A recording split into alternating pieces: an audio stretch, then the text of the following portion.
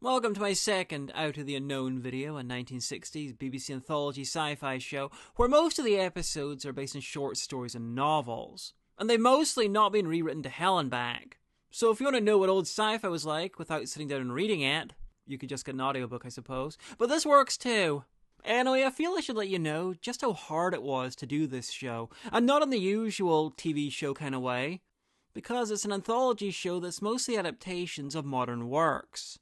Producer Irene Shubik had to search through countless books to find stories that were not only good, but appropriate for the show and could be done on the budget and within their time restrictions. And on top of that, because there weren't that many notable British contemporary sci-fi writers, she had to deal with American agents. Assuming she could track them down, I mean. Pre-internet, trying to find a random guy half a world away could be a challenge. And when she did find them, she usually had to deal with them in person. So that meant multiple work trips to the USA while she was meant to be producing a pretty high-profile TV show. Honestly, it's kind of shocking that she only greenlit a handful of original stories while she ran the show. Anyway, episode 5 is an adaptation of Time in Advance by William Tenn. Tenn, the pseudonym of Philip Klass, was born in 1920 and died in 2010. Tenn specialised in satirical sci-fi and taught English in his day job. His students included Rambo creator David Morrell and Stephen D'Souza, who directed Street Fighter the movie. Quick! Change the channel! So, mixed teaching record. Time in Advance has a simple concept that I could see happening in real life. It's the future and a law has been passed, allowing people to serve time in jail for murder in exchange for the right to murder a single person when they get out. The idea was that the time in pre-jail gives the would-be murderer time to think about their actions and hopefully change their mind, and to remove people thinking about violence from society. And to encourage people to go to pre-jail, anyone who goes gets an automatic lesser sentence than someone who's jailed after the crime. Anyway, this story follows two men getting out of pre-jail. They've both got their targets and haven't been dissuaded by their time inside. What makes things a little more complicated is the media attention they're getting. Pre-criminals surviving their sentences on the brutal prison planets are rare. There's buzz about who will be killed, and the journalists want to be there when it happens. You tell us. We'll follow your story. We'll be there when it happens, and you can retire a rich man while at the same time completing what you set out to do. On top of that, their old friends and acquaintances are avoiding them because they don't know if they're the target. Look, I'm with a friend. Why not join us for a drink? No, thanks. As a matter of fact, I'm just waiting for some friends myself. Oh, I think I see him coming now. Hi. So you see, Yes, I see. You see, you don't need to tell anyone who you plan to kill and then stick to it. Anyone is fair game. Plus, this level of premeditated would turn off all but the most dedicated friends. Anyway, I don't want to give away the twists and turns, but naturally, neither murder goes to plan. A lot can happen in 7 years, a lot can be learned, so naturally, there'll be a number of twists and turns, and eventually, it'll all come to a head. This one is a fantastic idea. I'm surprised that no one did a schlocky version of it in the 1980s. Hell, it's an obvious thing to adapt if you want to cash in on the success of The Purge. The world building is fantastic, and the script keeps you guessing to the inevitable unhappy ending. I really like the design work, especially how the videophone screens are integrated into the set. It might not be instantly obvious what's going on here. The videophone screens include holographic representations of the people talking, blank and looking straight ahead, regardless where the other person is. And unlike Star Wars, they went the more realistic route of having the people in-universe make the holograms as realistic as possible. So we get an actor standing in the wall. The only issue is that without that extra context, it does look kinda goofy. And check out how it's lit, reflective surfaces, reflecting off-screen lights, giving it the feel of rooms that are lit through so unexplained artificial means. The design tightropes the line between terribly dated 1960s and honestly kind of weirdly believable. All metal, plastic, and artifice. The future is really hard to predict. It's never what you think it'll be. But I get the feeling that eventually, assuming society doesn't completely collapse, it'll probably end up looking more like this than many other visions of the future. All synthetic, with visibly natural materials being too expensive for everyday use. Plus, this look really plays into the strength of the studio limitations. No idea why they decided to bring back the blonde wigs from the Counterfeit Man, though. The rest of the design is so good, the wigs just make it look silly. Fun fact, one of the prison planets that the pre-criminals served time in advance in was populated by giant wasps. The giant wasps and terrorists tried to kill me. While in the original short story they were normal-sized alien wasps that lay their eggs in humans. Put these two ideas together and you get a xenomorph. One of the interesting things about this episode is that it's actually been fairly heavily rewritten in the adaptation. The original short story is typical William Tenn. It's satirical. For instance, there's another pre-criminal who served his time, but by the time he got out of jail, he'd been horribly maimed and physically couldn't harm anyone. And while the resulting episode is phenomenal, it is very much the same tone as the rest of the series thus far. Dour, serious, weighty. I'm happy with the consistency, but it would have been nice to see a version that kept more Tenn's black comedy. Clearly someone else felt like that though, because the show will experiment with tone from now on. And the first experiment is the next episode, Come Buttercup, Come Daisy, Come. It's not based on an existing short story and was by Mike Watts, who'd come from the world of typical British TV writing. There's not much about him online, but he seems to have specialised in the more generic end of TV, and pretty much dried up as a writer by the mid-70s. Come Buttercup, Come Daisy, Come is an odd beast. It's basically at odds with the rest of the show, especially early on. It's much more of a normal anthology story than Out of the Unknown. Honestly, it could easily be rewritten into a pretty good Tales from the Crypt. It's also, and this is really obvious, but never seems to get mentioned, at least in any of the reviews I've read, it's a riff on The Little Shop of Horrors. Feed me, see, Mao. I can't grow up. You old fake, I know what you want. You want your morning tickle, don't you? A meek little man has a big problem with a bigger plant, which just eats up trouble. Henry Wilkes is a fishmonger obsessed with plants. So obsessed that he won't eat greenery. It's a lovely little tomato all cut to pieces. And the leaves of a lettuce in shreds. It's like making a stew of your pet Siamese cat and having it for lunch. Kinda like reverse vegan. He won't eat plants for ethical reasons. Hours ago, that was a thing of living beauty. Now it's all brown and dead and decaying. But that's not the most surprising thing, seeing as he gives his plants names, talks to them, and they talk back to him. The plants are mostly unique specimens that he's been receiving from the mysterious Mr. Pringle, remaining ominously off-screen. He tickles them most dodgily, gives them chemicals to make them grow, feeds them on meat, and eventually they develop a taste for it.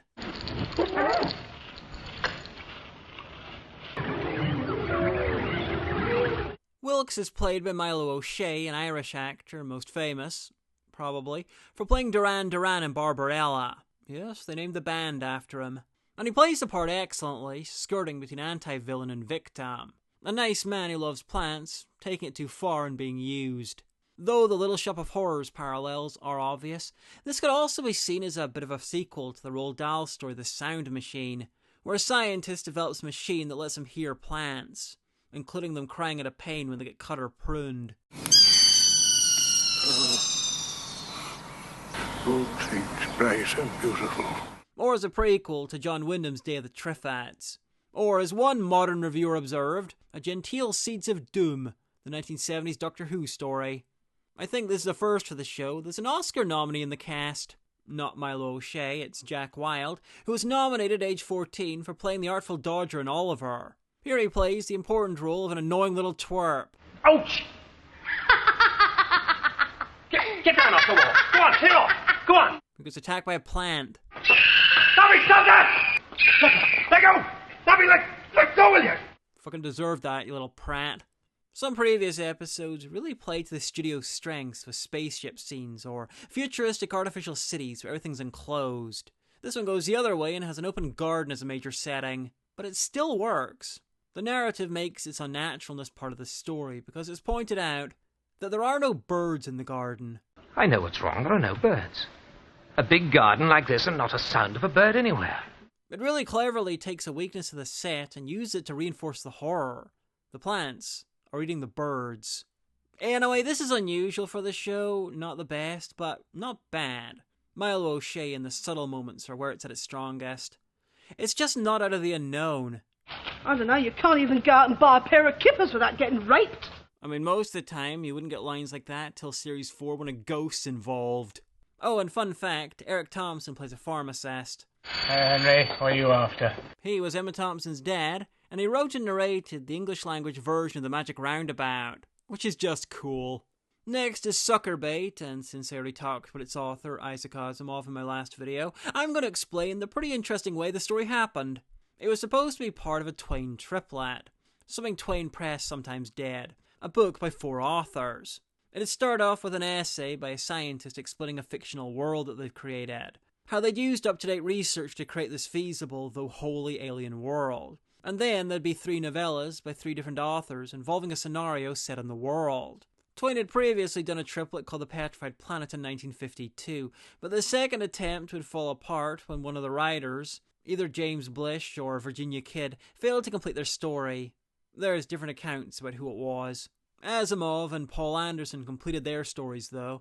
They were published through other avenues. The world created for the triplet is called Troyes, otherwise known as Junior. Earth-like, but in a binary star system. There had previously been a human colony there, but it had vanished, and a crew was sent to investigate what happened. This is another heavily spaceship-set story. The crew of the George G. Grundy, or Triple G, are travelling to Troyes, and nerves have been fraying on the voyage. You see, there's a boy genius on board. I'm in mnemonic service. That's authority enough. Should have called him Johnny.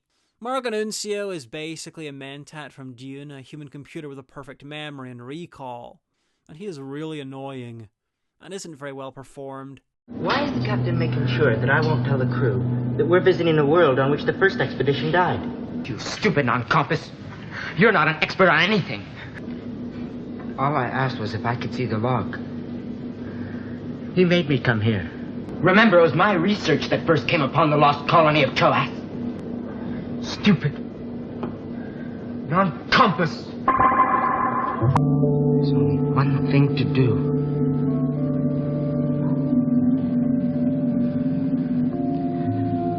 You're all too smug and jealous.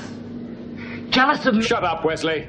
In short, this is No the Dead Past. The plot is the characters trying to work out what destroyed the colony, which is eventually solved when the genius gets on the right track, based not on investigation of the planet, but on remembering an obscure fact. You don't know what you're talking about. You're not a physician. I read about it in an old book about poisons. This is a weird comparison, but this pretty much makes the exact same mistake as Mummy and the Orient Express. It's a mystery that gets solved not because of investigation or experimentation, but because the genius thinks hard about it. Meaning that much of the plot could have been avoided if they just thought really hard about it earlier on. But one thing this has going for it is the science, and it's science fiction. Just about everything in this is dripping with science, both large and mundane. The crew are mostly specialists, each invested in their own theories about what happened to the colony. And the purpose of someone like Mark is to slip between the cracks between specialists to catch what doesn't get covered in speciality. It's logical, it's just kind of dull. Anyway, while I am not a big fan of the sets compared to some of the other spaceships seen in the show, it just feels more like a set than some others. But this one actually incorporates a lift into it, really helping to sell the size of the ship. And on the subject of sets, the planet looks terrible. Some polystyrene rocks strewn around. They really should have spent a couple of extra quid and done some location work at Dungeon S, the weirdest looking and bleakest part of England. Well, except for the House of Lords. Mark Annunzio was played by Clive Endersby, and like I said, he isn't great. He pretty much retired from acting in the mid-70s, but developed a pretty good career as a kids' TV writer, working on Horrid Henry, The Cat in the Hat, and The Worst Witch. This also features a very young Burt Kwok, legend of British TV from the early 60s till his retirement in the 2000s. He was born in England to a Chinese couple on a business trip and raised in Shanghai. As an Asian, Kwok was pretty much unique in the British acting landscape at the time. Yellowface would still be a mainstream use over a decade later. But Suckerbait, it makes sense, it's logically sound, the science is on point, but it's also slow, dull, only barely works as a piece of TV, and the most important character is basically Adrak. Honestly, it probably works better on the page. It's sad that out of the 6 Asimov adaptations, only 2 exist in full, this and The Dead Past. But this was a little self-inflicted. Asimov's contract stated that the episodes based on his work could only be shown in the UK, and copies sent abroad is one of the main ways that lost TV gets rediscovered. Why is this? Because TV sent abroad was more likely to get lost, and if you store stuff correctly and then decide to destroy it, it's easily found and destroyed, while stuff that was lost and abroad might get rediscovered. A third Asimov story, The Naked Sun, kind of exists. It has a complete audio track, and a basic reconstruction was done for the DVD release. Good day to you, Mr. Bailey. Look, with all due respect, Mr. Adelbish, how am I supposed to investigate this murder of yours? Strapped in a chair. Strapped? You are uncomfortable. I was speaking figuratively. And I'm sure I'll talk about it in another video. The next two stories are sadly missing, The Fox in the Forest from a story by Ray Bradbury, and Andover and the Android from a story by Kate Wilhelm. The Fox in the Forest was adapted by Dalek creator Terry Nation, and was considered the worst episode of the series. While Andover and the Android, a comedy about a man taking a robot as a fake wife, is considered one of the best. Oh well. So we go on to some Lapse in Time from a story by John Brunner. Brunner was a prolific and award-winning sci-fi author, though he never quite at the big time. He tended to go against the grain, switching between mainstream styles and experimentation. He was English, but wrote with American themes and settings. He had a fractious relationship with publishers and other writers, even claiming there was conspiracy against him. As a result, many of his books had fallen out of print long before his death in 1995. He also did a lot of unpaid writing for fanzines and was a campaigner for nuclear disarmament. So arguably he was a dick, but his dick heart was in the right place.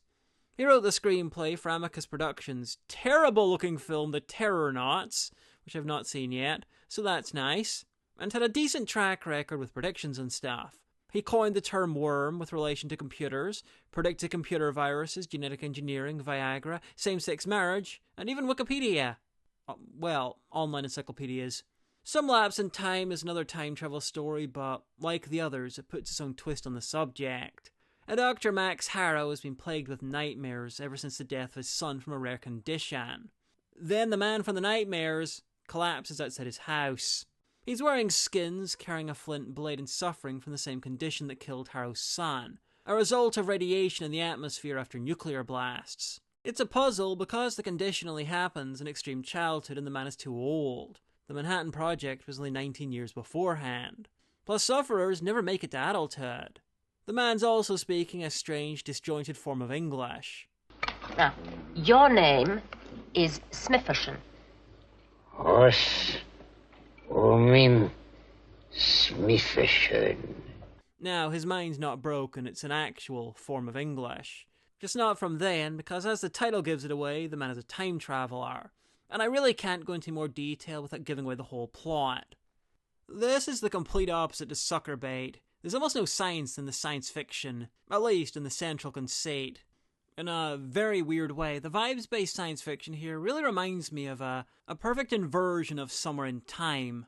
It's, spoilers, about a time loop where someone from the future goes back in time using a totem object. Except in this, we follow the person in the past instead of the traveller, and it's about hate, not love. But where Somewhere in Time's central conceit hung together logically, this doesn't. One review I read just spent a chunk of its time listing events that happen and trying to work out how any of it works together. I'm not doing that because I want to avoid spoilers, but the writer has a point. Where it's strong, though, is the vibes. It's strongly anti-war. It's tense and has an oppressive air that feels like impending disaster, as though everything is teetering on the edge of an abyss. If you can get past the events really not making sense and enjoy the individual sections, such as the great scene where a linguist is brought in to reconstruct the man's language. Going. Nesum. It's pretty obviously Indo-European. Min, you see, we assume that means I am. I suppose it could be some obscure sort of Scandinavian dialect, but I don't think so. If you can get past the whole not making sense, you really can enjoy the parts of this. Of course, a lot of it ultimately not making sense might be a meta-commentary on the madness of nuclear war. There's no weak link in the cast, but the most impressive are Ronald Lewis as Dr. Harrow, a man who begins on the edge and completely unravels as the plot madness unfolds.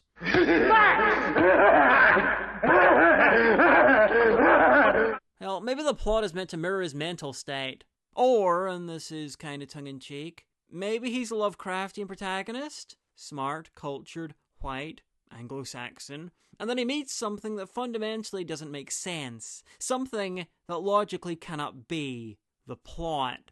And then, in classic Lovecraftian fashion, he goes mad.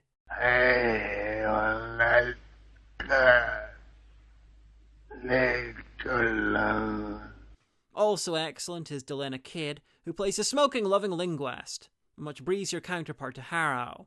Any luck? Well, the sight of a cigarette appears to frighten the heck out of him. Anything else?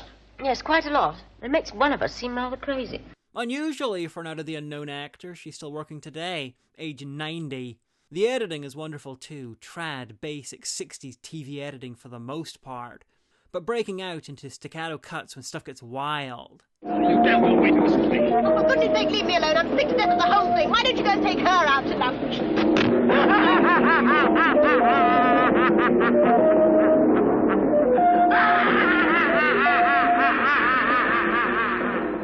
The production design for this episode was done by one Ridley Scott, and as Out of the Unknown, a guide to the legendary BBC series puts it, he went on to direct The League of Uncharitable Ladies for Adam Adamant, and then disappeared into obscurity. Scott is actually kinda wasted in this episode. The guy is phenomenally talented even as a production designer, but this story is 90% set in a contemporary hospital and a ruined Stone Age-ish landscape. Just think of what he could have done with the sets in Sucker Bait. Anyway, this quartet is nowhere near as strong as the first four. These are much more flawed pieces. None so flawed that they're terrible, but they've all got their issues. Time in Advance is clearly the best episode, but the vibes in Some Lapse in Time are so strong, regardless of how nonsensical it is.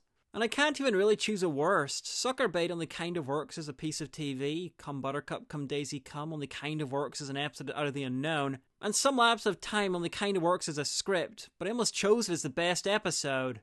So regardless of quality, and you can see how conflicted I am, there's a lot to unravel here. Check out the episodes if you can find them online. There's a lot you can have fun unraveling.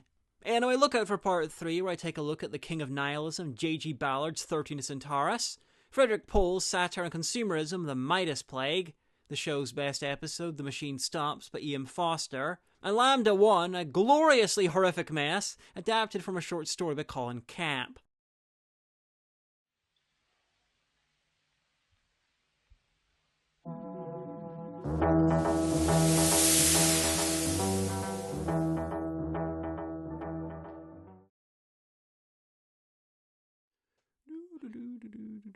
Oh, wait, you're still here? Well, this is awkward. Oh, I know what we can do. This is where, by law, I have to ask you to like, subscribe, and hit the bell. That sort of thing helps us with the algorithm. Also, comments. YouTube likes it when people talk. If you want to support the show more directly, then please consider helping out in the Patreon. There's all kinds of rewards, including bonus videos and requests. But if you're not in a position to help out and can only watch, don't feel bad. And thanks for the views. In fact, if you stayed to the end and you're still watching this, please let me know. YouTube likes it when you talk.